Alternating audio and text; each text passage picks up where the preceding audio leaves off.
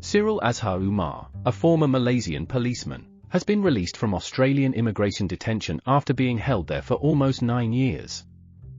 Sirul was convicted in Malaysia over the murder of Altantuya Shaariibuu, a Mongolian model and interpreter, in 2006.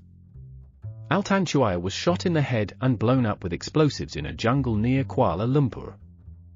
She was allegedly involved in a corruption scandal linked to ex-Prime Minister Najib Razak, who has denied any connection to her or her murder. Sirul and another former police officer, Azila Hadri, were members of an elite unit that protected top officials, including Najib. They were arrested, tried, and sentenced to death for Altantuya's murder in 2009. However, they appealed the verdict and fled the country before it was upheld in 2015. Sirul arrived in Australia in 2014 and claimed asylum, but his application was rejected in 2019.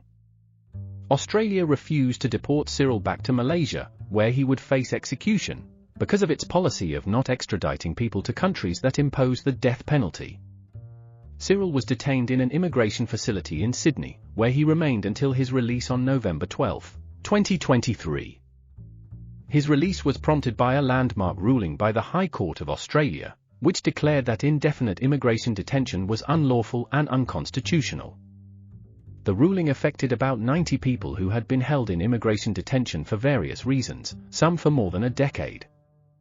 Sirul's lawyer, William Livingston, confirmed that his client was released but could not be deported to Malaysia unless the death penalty was abolished there.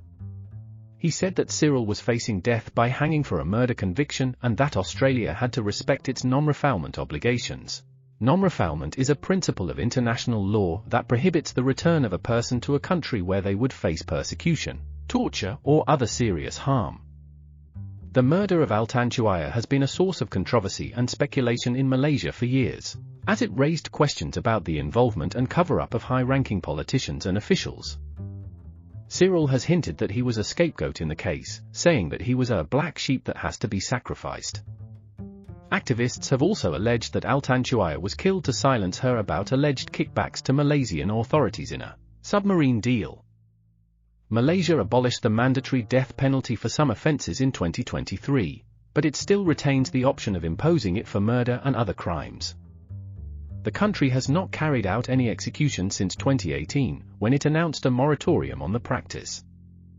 Sirul's co-accused, Azila, is still on death row in Malaysia, where he has filed a review petition to the federal court, claiming that he acted on the orders of Najib.